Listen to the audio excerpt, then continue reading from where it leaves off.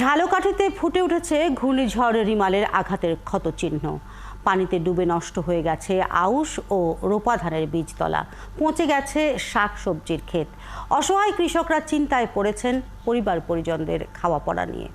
আর কৃষি বিভাগ বলছে 2-1 দিন পর ক্ষয়ক্ষতির পরিমাণ জানা যাবে। তরুণ সরকারের তথ্য ও ছবি নিয়ে প্রতিবেদন। কোথাও ভেঙে আছে পেঁপে বাগানের গাছ, কোথাও ভেঙে পড়েছে লাউয়ের মাচা, মাটিতে নেতিয়ে পড়েছে বেগুন করলা সহ সবজির গাছ, পানিতে তলিয়ে গেছে বীজ তলা সহ আউশ ধানের ক্ষেত। ঝালকাঠির বেশিরভাগ এলাকার এই দশা করেছে ঘূর্ণিঝড় রিমাল। ঝড়ে শাকসবজি সহ সব রকম ফসল হারিয়েছেন জেলার প্রায় 50,000 কৃষক। মুষলধারে বৃষ্টির কারণে যেসব এলাকায় পানি জমেছে সেখানেও মরে গেছে সবজি গাছ।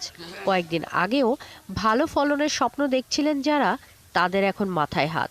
পেঁপে চারা, মরিচ চারা, বোম্বাই মরিচ চারা, কালো বোম্বাই মরিচ, তারপর পুঁই চারা, তারপর বেগুন চারা সবই আমার শেষ হয়ে গেছে। আম গাছ, কাঁঠাল, আমড়া, বিভিন্ন ফলকার গাছও ভেঙে চুরমার হয়ে গেছে এবং পুকুরে মাছ ফেলাইছে সেগুলোও ভেসে গেছে বন্যার পানিতে। কলা গাছ, পেঁপে গাছ, বিভিন্ন জাতের গাছ, লেচু গাছ, আম গাছ, জাম গাছও লাগাইছি, সব গাছে ফল ধরছে কিন্তু পানিতে সব বাসায় নিয়ে গেছে। কৃষকদের এই ক্ষয়ক্ষতি কমাতে তাদের নানা রকম পরামর্শ দিচ্ছে কৃষি সম্প্রসারণ অধিদপ্তরের কর্মকর্তারা।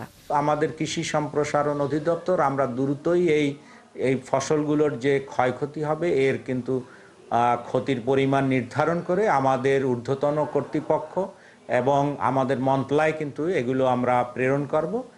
তখনই কিন্তু বিস্তারিত এই যে ক্ষয়ক্ষতির পরিমাণ কিন্তু জানানো সম্ভব হবে।